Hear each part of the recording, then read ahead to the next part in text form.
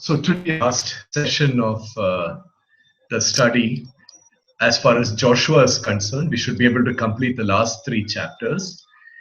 We will follow the same format that we have followed the past 2 weeks, a couple of weeks rather. And just before we start, a quick summary. Before we begin this week's study, I thought it's appropriate for us to have a small overview of how Joshua is structured.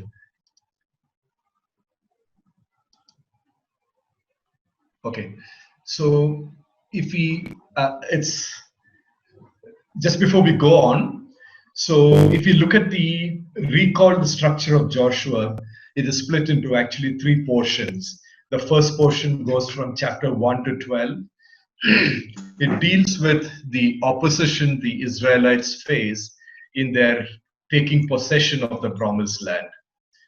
In each of these sections, I've just picked one key verse. And the key verse in the first portion, I think, is Rahab's proclamation of faith. And she says, "For the Lord your God is God of heaven above and on all earth below." And that's the proclamation that stands out in the whole narrative of the Israelites taking possession of the promised land. The second portion, the second section. Sushil, I think you are sharing the wrong screen. Oh, okay. I'm sorry. I didn't realize. I'm sorry. Can you all see the screen now? Yes. Okay. I saw the message from Binita, but I didn't realize that I had paused sharing actually. Okay, so the first section is chapter 1 to 12. It deals with the narrative of the opposition and taking possession of the promised land. The second section deals with the allotment of tribal lands to as their inheritance, where Joshua presides over the allotment of the portion of land for each tribe, both on the east and west side of the Jordan River. The key verse that stands out in this portion was Caleb's proclamation of faith. I've just taken some excerpts from his proclamation. Caleb says, "The Lord is with me, and I will conquer them as the Lord promised." When we saw how Caleb had a heart overflowing with faith in that section. The third section is today's portion, chapter 22 to verse 24. And this section is all about worship. It focuses on the importance of worship. And the key verse that will stand out in today's portion is Joshua's proclamation of faith. In chapter 24, verse 15, Joshua proclaims, "If you have no desire to worship the Lord, then choose today what you will worship. But as for me and my family, we will worship the Lord." So this is the key portion in today's section. And this is the last part of the study and the last part of Joshua. So let's move on to our first question. The first question in chapter 22, verse 1 to 5 is, what was Joshua's advice to the 2.5 tribes on how to worship the Lord? What is the relationship between Joshua's advice and Deuteronomy 6 as well as Matthew 22:37? So just take a few minutes to ponder on this. You can start chatting straight away if you have any thoughts to share. And after a minute or so, we will move to talking, those who want to speak out and share their thoughts. Yeah, I think everyone has seen the similarity between these 3 portions. And just before we move into discussing this, just a little bit of context.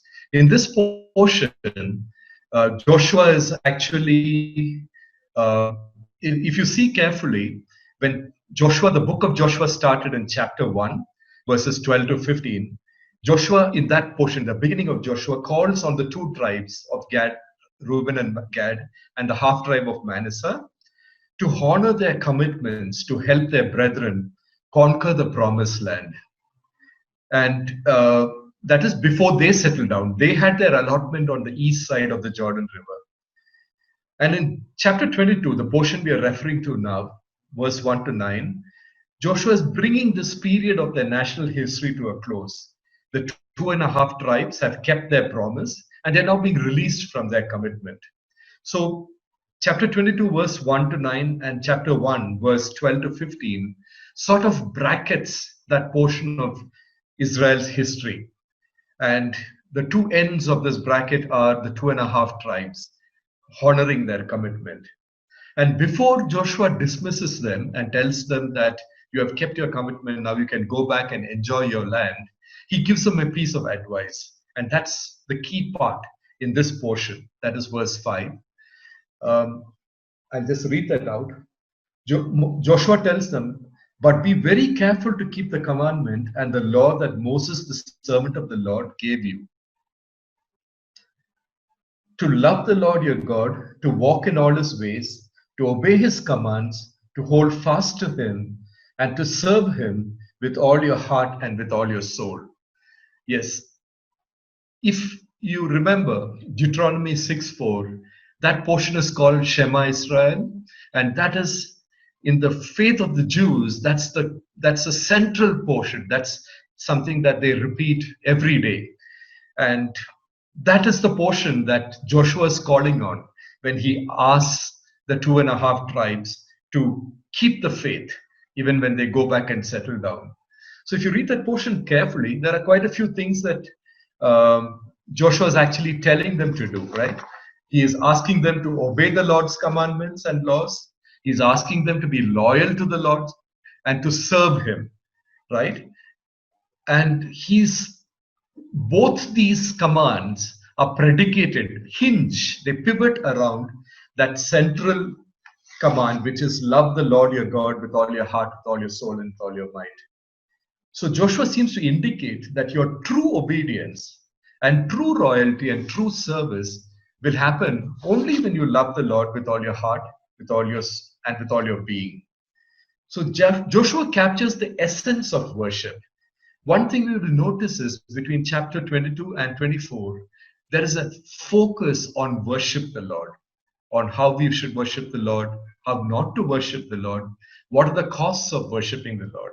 You can replace worship sometimes with discipleship or follow the Lord, obedience to the Lord. But essentially, it is talking about our part in the relationship with our Lord. And our part, the key thing that we are called to do is to worship the Lord. So Joshua captures the essence of worship in this verse. And the essence of worship, like I said, is, Hear, O Israel, the Lord is our God, the Lord is one. You must love the Lord your God with your whole mind, with your whole being, and with your whole strength. And we see that in Matthew 22, verse 37, Jesus affirms that this is the essence of worship. And that's why he referred to this portion of scripture as the greatest commandment.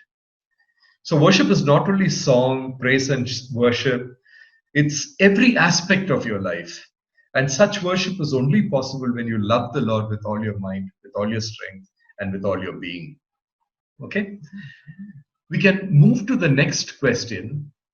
But before moving to the next question, just a small observation. If you read this portion, it looks like there is a time discontinuity in the narrative.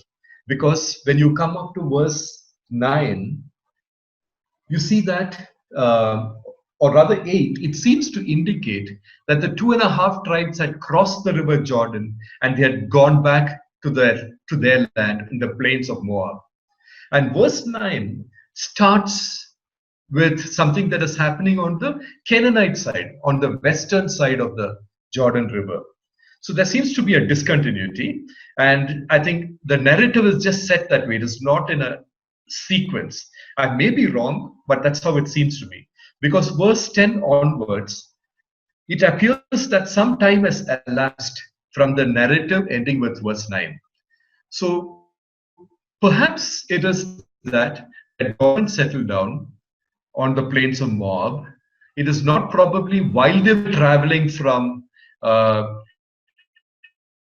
Shechem or Shiloh to the plains of Moab, that what is narrated in verse 10 to 19, 10 to yeah, 10 to the rest of the portion takes place. It looks like they had gone, settled down, they had some deliberations, and then they decide to cross back to Canaan and build this altar. So some of the things that stand out is that they just built this altar with immense size. It is something that's very visible to the eye. And we know that the rest of the tribes hear about this. So this building of the altar might have taken some time to do, because it was not like the altar. Remember, all the memorials and the altars that they had built in Joshua were all of uncut stones. And this altar that the 2.5 tribes built must have been very close to that memorial of stones that Joshua set up on the banks of the river Jordan when they crossed the Jordan, to commemorate how the Lord had stopped the river so that they could cross over.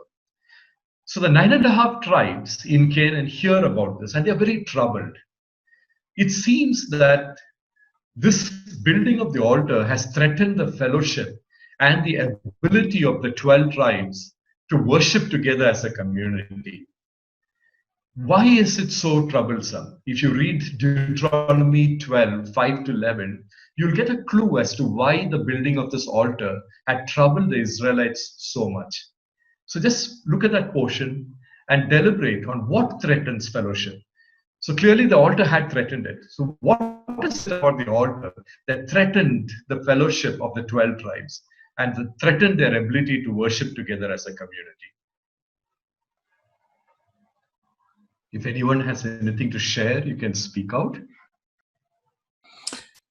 Yeah, so as you know, it's already mentioned that God had placed probably Sheol as the central place of worship, where all the tribes were obligated to go and worship as a central community, like one place to worship. So what threatened them, or the other 9.5 tribes, were that the new altar was on the other side, and the Canaanites were not completely displaced. So they feared that maybe it is allegiance to the pagan gods, and they're breaking the commandments. And that is why they say that the wrath of God that fell on them on Peor, they're still not able to get out of it, and these guys are trying to do that again. So that was one of the greatest fear that they had, that this was not to worship the Lord, but to the other pagan gods that was in that region where the 2.5 tribes were present.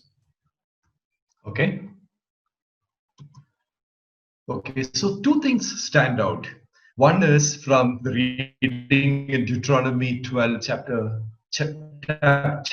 12, verse 5 to 11. We see that there is a commandment that there is one place to worship. Once they occupy the promised land, God would choose one place, which would be the place to worship, the place where they could offer burnt offerings and sacrifices. And like in the wilderness, they were not allowed to offer sacrifices and burnt offerings any which place that they chose. So that is something that they were very aware of, that commandment. But if you read verse 11, you will notice one more thing, one more element that causes a lot of distrust and anger with the tribes on the Canaanite side of the River Jordan. So I will refer to the Canaanite side as the I keep getting mixed up. It's the eastern or western side. So the Canaanite side is the western side, right? It's on the other side of the River Jordan. It's a promised land. And the place where the 2.5 tribes have to settle down is the eastern side. And that's the not within the promised land. If you notice, they crossed over back into the promised land on the Canaanite side. And that is where they had built this altar. So Santosh, it was not that they built it on the other side. And that is the side which was part of the inheritance of the 9.5 tribes. So if you read verse 11, and when the Israelites heard that they had built the altar on the border of Canaan at Geliloth, near the Jordan, on the Israelite side, the whole assembly of Israel gathered at Shiloh to go to war against them. So two things seem to stand out. One is the fact that this was an unauthorized altar. It was in violation of the commandment in Deuteronomy 12, verse 5 to 11. Second was the thought, what business have these people got to build an altar on our side of the inheritance, right? So these are the two things that anger them. The first response in anger is to actually gather together and go and attack these 2.5 tribes. So all feelings of brotherhood, they must have parted with a lot of amicability and with a lot of love, because these 2.5 tribes had stood with them in all their battles. And in a short time, that has turned to anger, and they're ready to pick up weapons and go to war with the 2.5 tribes. So, but however, we notice that wiser counsel prevails, and they decide to take another approach to this conflict. And that is what we will look at in the next chapter. So just to sum up, the two things. The 2.5 tribes seem to have built an unauthorized altar. The altar, therefore, seemed to symbolize to them disobedience to the law of Moses and a rebellion against God. And they recognize that both these are the first and early steps to idolatry, like what Santosh observed. And I think all of you captured that part of it. The second was that the 2.5 tribes seem to have infringed on property that was not theirs to build the altar. And that there is a normal human reaction to that. What right have they got to do that? So moving to the next question.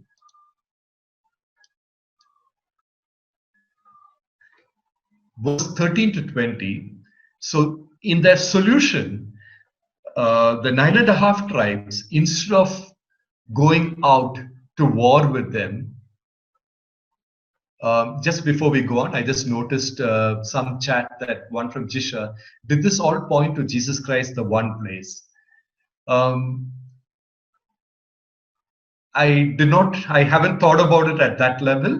I would just restrict it to the interpretation that at this level, I'm just restricting it to the interpretation at the level of the text. Okay. And Anju, they were leaving the place that the Lord had chosen for them to bring their offerings. Yes, that we already saw. So moving to verse 13 to 20, in this portion, we see that the 9.5 tribes, the remaining tribes in the promised land, send a very eminent delegation. They sent Phinehas, who is the son of the high priest, and the leaders of the 9.5 tribes on the other side of the Jordan, to go and talk to these 2.5 tribes before they go out to all-out war. So from the way Phinehas deals with this situation, what does this portion, verse 13 to 20, for Phinehas's concern about the altar built by the 2.5 tribes? And from Phinehas, the way he deals with this, what can we learn about how a community of faith should handle potential conflicts? That's the next question for us to deliberate on. If anyone wants to speak out also. So mine is mostly on the second part, because I put something for the first part. The second part is what I believe is, like, instead of isolating the 2.5 tribe, what he decided is to arbitrate and bring further, instead of bringing further pain and conflict, he wanted to give them a chance to explain why they did that, instead of giving to the mob tendency of going to a war. This we can see clearly, as Jesus said in Matthew 5:23 and 24. If you have any conflict with anybody, first go and fix the problem, instead of keeping it before you come to the Lord with any offerings, and work towards peace. Yeah, that's true. Yes, so Phinehas clearly reveals that. Before we go on to that, one thing we should notice is in chapter 22 to 24, we see a repeated reference to all Israel. So it's a community of faith. Everything that's happening here refers to all Israel. The impacts of your faith or the lack of it impacts all of Israel, the entire community. So when one falls, the community is not immune. The community is not immune to the fact that it will affect the entire community. So the failure of one or a group of people will have an impact on the entire community. And that is something that Phinehas reveals as a major concern. The two examples he uses are both examples that are close to his heart, especially the first one, the incident and that happens, and Phinehas picks actually two incidents that happen, one on the eastern side and one on the western side. So he recalls how we studied this in Numbers chapter 25, how this is the portion where Balaam is called by Balak, the king of that region, to come and curse the Israelites. And we saw how God thwarted Balaam and all his curses turned into blessings. And then Balaam actually gives the Moabites an idea. He asks the Moabite women to seduce the Israelite men. And from that seduction and the sexual immorality that follows, they start sharing the food offered to idols and they begin worshipping Baal. And Phinehas is someone, and God's wrath comes down on the entire community, and 24,000 people had died due to a plague, which a lot of commentators suspect is a sexually transmitted disease that affected the entire community. And Phinehas is a leading figure in the solution. His faith, he actually puts an end to that plague. But some part of that impurity still remained with the Israelites. They had never got cleansed from that fully. And the second incident that Phinehas recalls is something that we studied in Joshua, the incident where Achan disobeys the Lord and he keeps some of the plunder for himself and he hides it. And again, we saw that resulted in their first defeat at Ai, and it affected the whole community of Israel. It destroyed faith, actually. They lost sight of their faith for a period of time. So these are the two concerns that Phinehas has. These are the two examples that he uses. And from that, we see his concern is that a genuine concern, that when there is a transgression by even one or few people, it affects the entire community. And from what you all observed and what Santosh said, there are some positive aspects here. Some positive aspects on how a community of faith can handle conflicts. One is Phinehas sees the 2.5 tribes on the other side of the Jordan still as belonging as their brethren, as their community of faith. He does not cut them off in his mind, right? He's pleading with them as his brothers. And the second is, as the one community of faith, Phinehas feels that it is their responsibility to hold to account anyone from the community that falters. So he's actually going and meeting the 2.5 tribes and holding them to account. He's asking them, why have you done this? Why are you disobeying the Lord? Why are you rebelling against the Lord? So the Lord had said that there is only one altar that is supposed to be built, and that is outside the tabernacle. And that is in the one place that the Lord selects. So clearly you are in violation of that commandment. He's holding them to account. So as a community of faith, you have a responsibility when there is somebody who is actually going astray to hold them to account. Okay? And the third thing is, Phinehas's that kinship, that fellowship, he invites the 2.5 tribes into a closer communion rather than trying to cut them off without hearing them out. So he's inviting them to a closer communion, even though it results in a smaller share of the land for each of them. He tells them, come back, come and stay. If this land is impure, if this land has issues where you have positioned yourself, if it is subjecting you to disobedience and to rebelliousness, like it happened earlier in the case with Baal, when we worshipped Baal, why don't you come over to this other side, the promised land? And we will share the little that we have among all of us. Settle down with us. Be in closer communion. So that is the other thing that we notice that Phinehas is offering as a solution. If you look at Paul's letter to the Corinthians in chapter 5, First Corinthians chapter 5 and in 12, Paul addresses these aspects actually. He asks the Corinthians, he reminds them that they are a community of faith and they are accountable to one another. If anyone is immoral, you should confront him. Settle your disputes within yourself. And if there is somebody who is not yielding to correction and accountability, you must cast him out of the community of faith. Okay?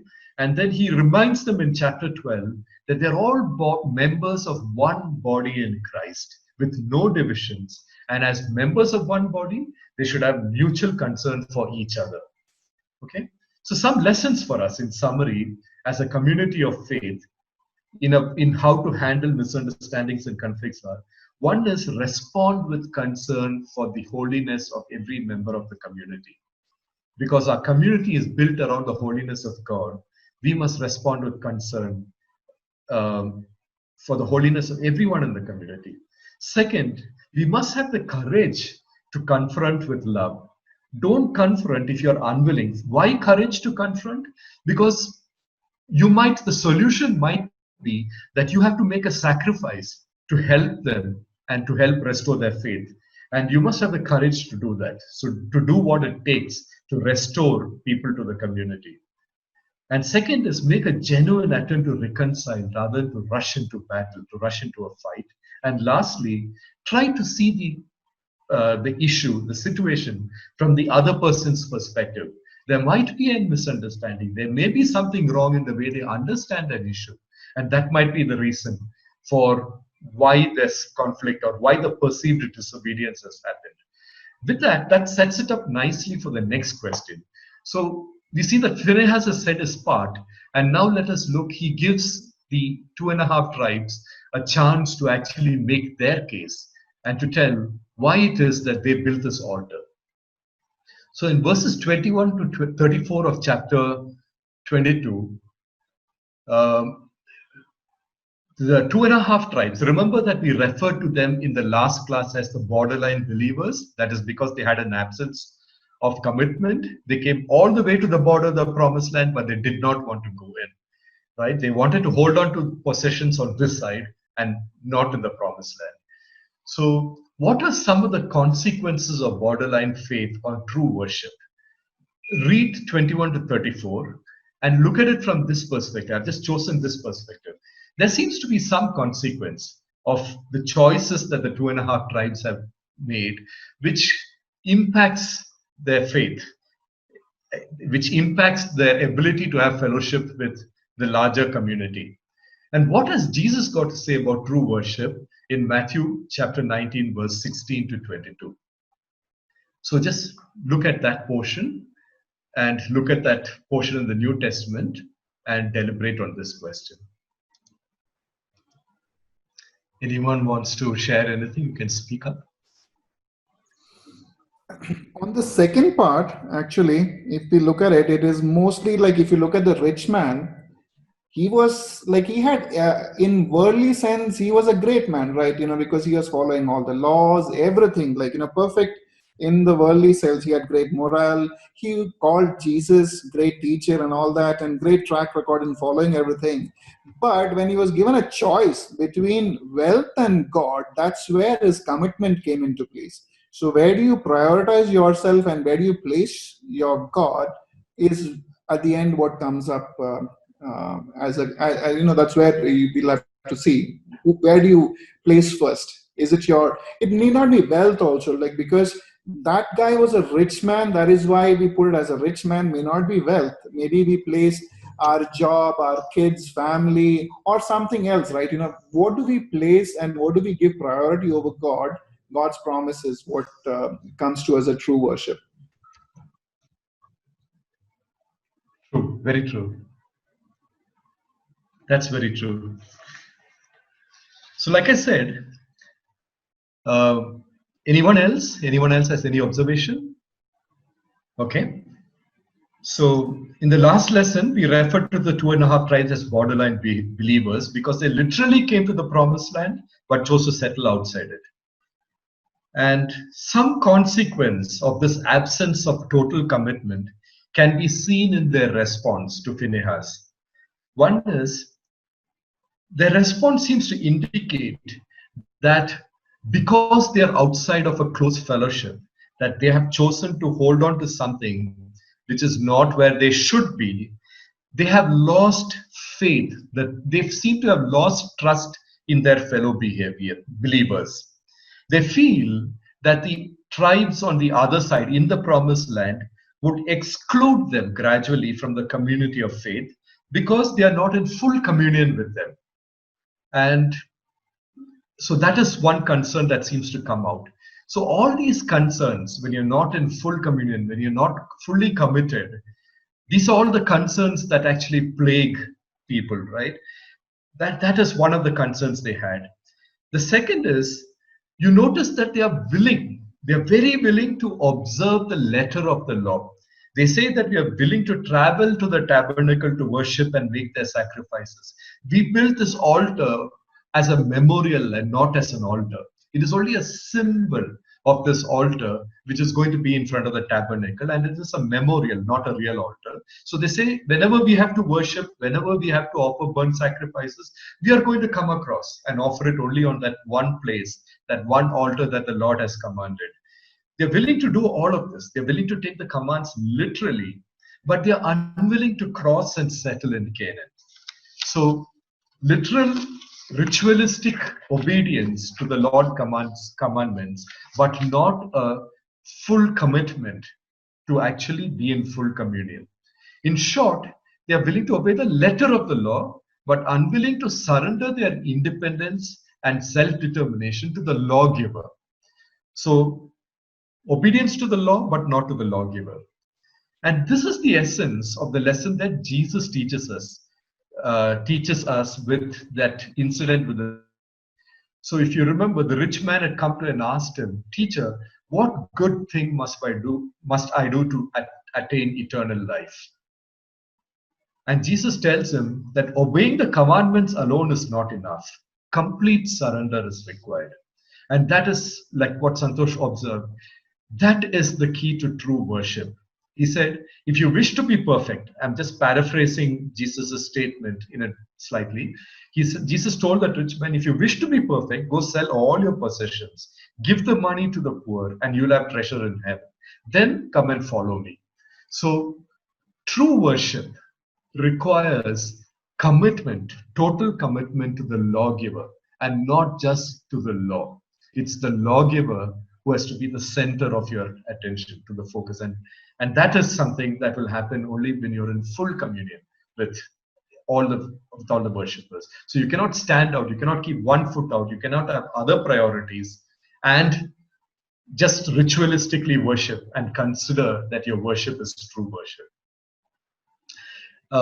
That brings to close chapter 22. I've actually clubbed chapter 23 and 24 into one unit, and there is just a series of questions. Like I said earlier, in all that Joshua does in these two chapters, there's a concern for all Israel. You'll see that reference to all Israel always, to the entire community of faith. And these two chapters, Joshua is actually, this is his parting speech with them. In chapter 23, he's speaking to the elders, and in chapter 24, he's speaking to the entire community. And in both, there is a call to worship. There's a call to be loyal to the Lord. Okay? So some of the questions, when you read this entire portion, I know it's a large portion, but as thoughts occur on some of these questions, you can just share it. Why must we worship? Is God worthy of worship? These are some of the things that Joshua addresses in the two chapters. How must we worship? And as worshippers, what are the responsibilities we have? So these questions are a little wide open. So just share your thoughts as it occurs, and we will study this together, because I'm sure that all of you will have some observation and some way of looking at this passage which is different from how everybody else looked at it. So feel free to share. It's a little open-ended. I hope I'm not talking too much because I hate typing. No, go ahead, Santosh. Yeah, so if I take a computer analogy, this is on the first part, like, we are hardwired to worship and adore something. May not be God, maybe something, but we are hardwired to worship. So that at the end, the atheist or anybody may say like they don't worship, but whatever we place first in our priority, that is our worship actually. So, I mean, that is the reason why we worship. And is God worthy to be worshipped? Yes, of course, because if when we just look outside, He is the master of the heaven and earth, creator, so everything works at such precision clockwork that even if you move 1 second here and there, maybe everything will disappear. That powerful being, if we don't worship, what else is worthy to be worshipped? Absolutely. God is truly worthy of worship. Yeah, I think that everyone seems to agree on this, right? That God is worthy of worship. And Joshua spends quite a lot of, he calls on some of the aspects that stand out in their collective memory as a nation, right from all the incidents in the beginning of Joshua. And he even goes back in chapter 24 to the days of the patriarchs from Abraham's time. And he says how the Lord fights for you. That's one of the things. And he says the Lord fulfills all his promises. The Lord blesses you with undeserved grace. You are going to live in cities you did not build. You're going to reap and enjoy the harvest of things that you did not sow. So Lord blesses you. Like the grace that you experience is truly grace. It's though we are undeserving of it. So Joshua calls on all these aspects and makes a case as saying that the Lord is truly worthy of worship. And like what Santosh said, we are hardwired to worship. The question is, what do you worship? And the next question is, how must we worship? So some things that stand out, Joshua tells him, is to carefully obey the Lord. The word of the Lord must be in your heart and in your mind. You must not deviate from this word. So it's immersive. Worship has to be immersive. Then another portion, if you observe in, I think it's in, try to pick that. There are many ways that different Bibles actually use this word. I think it's verse 8 of 23. You are to hold fast to the Lord your God as you have until now. That's how my Bible, that the NIV translates it. There are some versions that say you must cleave to the Lord, and some others that say you must hug the Lord. So hold tight to the Lord. If that word cleave and hug is the same word that is used by God in Genesis chapter 2 to talk about a husband and wife relationship. In Genesis chapter 2, verse 24, God says the relationship between husband and wife you leave. That's why you must leave your parents, leave your family, and cleave together. So he uses the same term. Joshua uses the same term here. And he's saying the relationship with God is just like that relationship. You must leave everything that holds you back and cleave to the Lord. And one incident that I read, one anecdote that I wanted to share is, we all know Billy Graham, right? He was probably the most well-known evangelist of all time. Do you know that Billy Graham turned down two very attractive job offers? He was invited to run for the office of President of the United States of America. And he had got an offer to star in Hollywood movies. He was a very handsome guy, right? Two very attractive offers. Billy Graham himself confesses that he had to these offers troubled him a lot. He had to deal with it because he could have rationalized it and said both these offers would actually give him more visibility and would help him spread the gospel much more effectively. But he turns it down. He struggled with these offers, but he turned it down because he felt that God did not want him to take these opportunities. the temptations and the attractions of these offers would distract him from God's mission. So he turned down these offers. So likewise, Joshua is also advising them in verse 7, if you see of 23, do not associate with the remnant of the nation that remains with you. Do not invoke the name of their gods or swear by them. So Joshua is actually saying that with these people staying with you, the others staying with you, there is a chance that you will feel attracted and tempted, especially the worship of the Canaanites and the tribes in living those parts had a very sensual element to them. And it's very easy to fall into that temptation. So he's saying don't associate with anything that might tempt you to share the worship that belongs to the Lord with another. What are the responsibilities of worshippers? Some of you have commented on that. One is in Joshua chapter 24, verse 15. As a worshipper, you have a responsibility to make a choice whom to worship, right? And you must lead your family in that choice, right? So Joshua says, as for me and he places two choices before the Israelites, and he says, what will you choose? Which God will you worship? As for me and my family, he says, we will worship the Lord. So as a worshiper, you have a responsibility to make a choice. And as a family member, as parents, as heads of the family, of your own families, we have a choice to lead your family in worship too. The last question, worship is not without a cost. I think Sujit was pointing that out. There's a word of caution. There are responsibilities, and Joshua actually tells them to be very cautious, to be careful.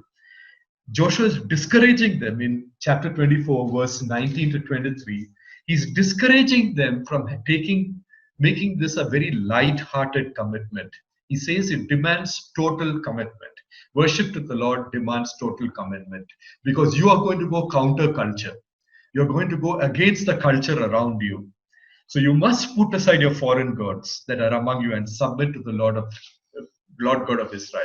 So worship requires commitment, it requires sacrifice.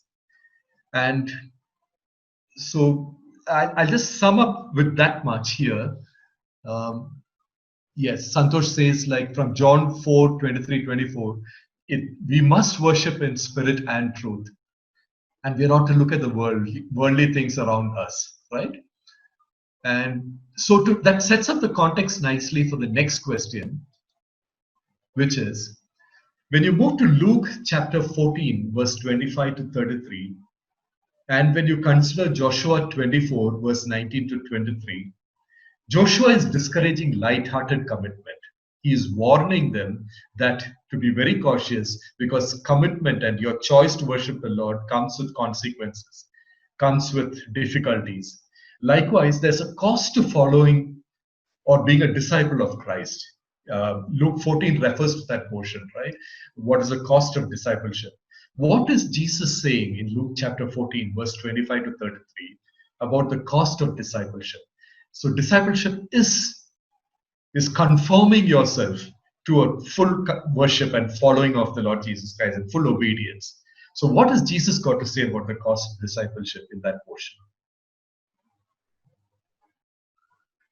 So in this portion in Luke 14, Jesus turns around and sees the large crowds, and he's differentiating between just following Jesus as a crowd to discipleship, right? So he says, Jesus is telling us that it's not that I don't want followers, but he does not want, but he's drawing a distinction with simply following and being a disciple. He does not want lightly made commitments. He doesn't want anyone to just lightly make commitments. So upfront, he is warning them that your commitment has to come with a counting of the cost of discipleship, like Sanu said. And he knows that just followership can be easily broken if you're not aware of the cost of total commitment. Jesus says that as a disciple, you must be willing to give up your primary allegiance to even your family, to the closest to you, and to yourself. So he's using the word hate, right? If anyone comes to me and does not hate his father and mother, his wife and children, his brothers and sisters, yes, even in his own life, he cannot be my disciple. So he's using hate as a relative term to compare it to, so he says, like, you must hate these things which you hold dear to you. That means the love that you show to me must be greater than this. So you must be willing to put aside all these things that you love if you choose to be my disciple. So he's using hate as a relative rather than as an absolute term. And Jesus uses two parables, two tiny little parables. It may not be called out as parables to actually illustrate what he means, right? The first is the parable of building a tower. So Jesus tells them that if you build a tower, you must sit and compute the cost first. Or any project you take on, you don't rush into it without computing the cost. You must know that you have the resources, that you are willing to put up this cost for the project. So you can't go halfway into a project and then say, I do not want to part with this funds anymore. I do not want to pay the cost anymore. So there are two things that stand out there. One is he's saying discipleship is a public affair. People will notice. So if you just take out that part of you counting the cost, he says that everyone who sees it will ridicule him if that project stops because he did not have the funds or because he does not want to spend the funds anymore. He said, so Jesus is pointing out that discipleship is a public affair. So you can't be a disciple and not be noticed. You can't be a disciple and say, I don't want to be noticed. So discipleship is you're up in the front. You're publicly having to proclaim your faith, right? And if your commitment is not total, it is unlikely that you're going to make a good case for following Christ by your example or even by your willingness to be an example. So these, from that first parable that Jesus uses, these are the things that stand out. So while there is a caution to count the cost, there's a warning that it's a very public ministry. So you must be willing to be upfront there. And he's also telling you that it has to be a public ministry. You cannot hide your light under a bushel or where it's not seen. The second parable that Jesus uses is that of a king going to a battle. So the king, if he has a smaller army, cannot rush into battle, right? So it's wiser for him to send a delegation and sign a treaty rather than to rush into a battle where he would be defeated. So what Jesus is pointing out here is that you as a disciple will come up against very formidable enemies. But remember, you have Jesus on your side. So even though it looks like you have less resources than what the world will throw at you, don't forget that Jesus is on your side. Okay, so there's an invite. So invitation to be a disciple is an invitation to spiritual warfare. It requires you to be aware of what resources you have and to remember that the greatest resource you have is Jesus with you, right? So these are some of the things that Jesus is pointing out as the cost of discipleship. And Joshua in chapter 24, verse 19 to 23 is also telling them that make this choice carefully. There is a cost. It is not going to go easy. And that's the note on which he winds up that portion. And once they have all committed to make the choice, like Joshua does, he leads them in the choice. They renew their covenant. And that brings a close to Joshua. So this chapter ends, and we see it's an end of an era of the history of Israel. Joshua, the obedient leader, and Eleazar, the high priest, are dead. Like like Moses, Joshua leads Israel into a covenant renewal before he finishes his mission. And leadership now transitions to two people we have met in Joshua, Phinehas and Othniel. Remember Othniel, who becomes Caleb's son-in-law? And when we move to Judges, we'll see these two people gradually moving to center stage in some way. And we will close Joshua with the thoughts on discipleship that we shared on the last slide. And that's it for today. The next class, we will begin with a study of the book of Judges.